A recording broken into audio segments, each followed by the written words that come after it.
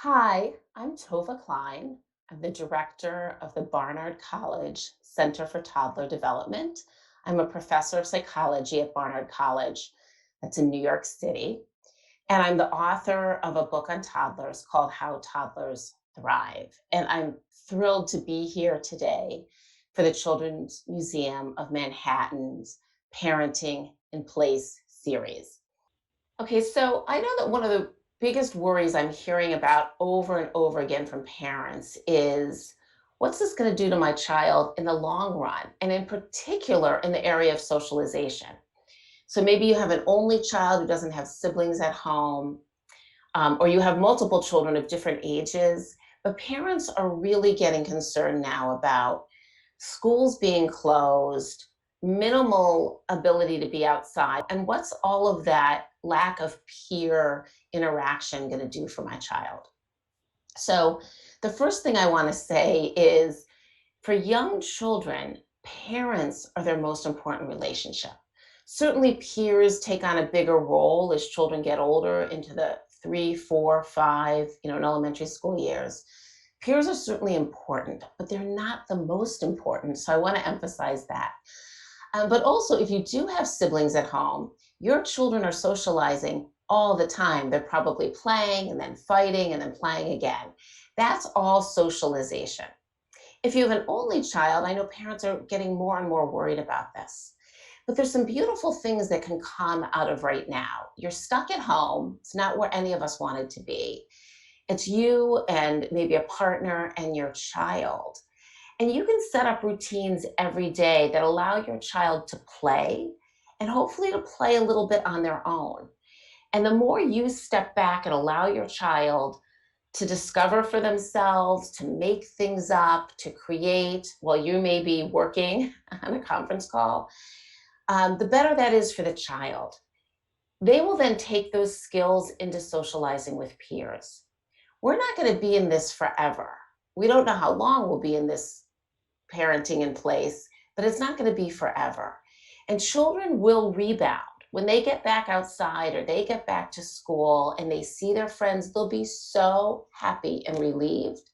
But what you're doing right now, every single day, is socialization, helping your child with routines through the day, having regular meals.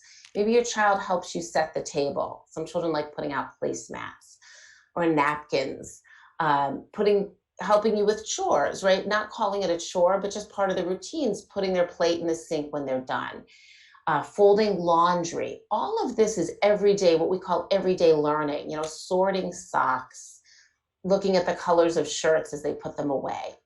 That's also part of socialization. So if you can help your child every day just get through the day, it's enough. They don't really need more right now. And when they get back with peers, it may be that they need some extra support and some kind of baby steps, particularly if you have that kind of reticent child and you're worried that they've pulled back. But with parent support, with teacher support, they'll be able to move forward because you are loving them every day. And that's the basis that they take into being with peers. So, another big worry I'm hearing about from parents is that their children are missing out on important relationships. This is particularly true with grandparents and possibly with childcare, caregivers, or teachers from school. And with young children, parents are getting very concerned of how can I keep that relationship going? So there's a number of ways you can do that. One is children aren't great on the computer and this kind of video back and forth. It's not in real time, and that can be confusing to children and frustrating, but they do love seeing their teachers, their classmates, their grandparents. Not so much for the back and forth, but for that sense of they're still here. Grandma's here, grandpa's here, they're okay. So I think it's very important that there's some using video for some touching base.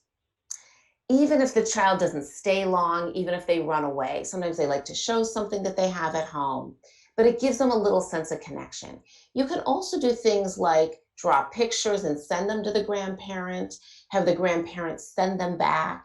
We recently sent photo cards to all the 2 and 3-year olds in our program, a picture of them at school and they got it in the mail, and it was evidently the biggest hit. This idea that we had sent something to them, and several of them sent something back. So any kind of connection like that is important. And the other thing you can do is keep telling stories. Remember when we go over to grandma and grandpa's house and this is what we do? Show them photos of your time together.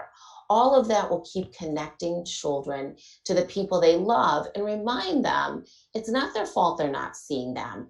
And as soon as we can, we'll go see them again. And I hope that these words and some of these tips you find helpful. Be well.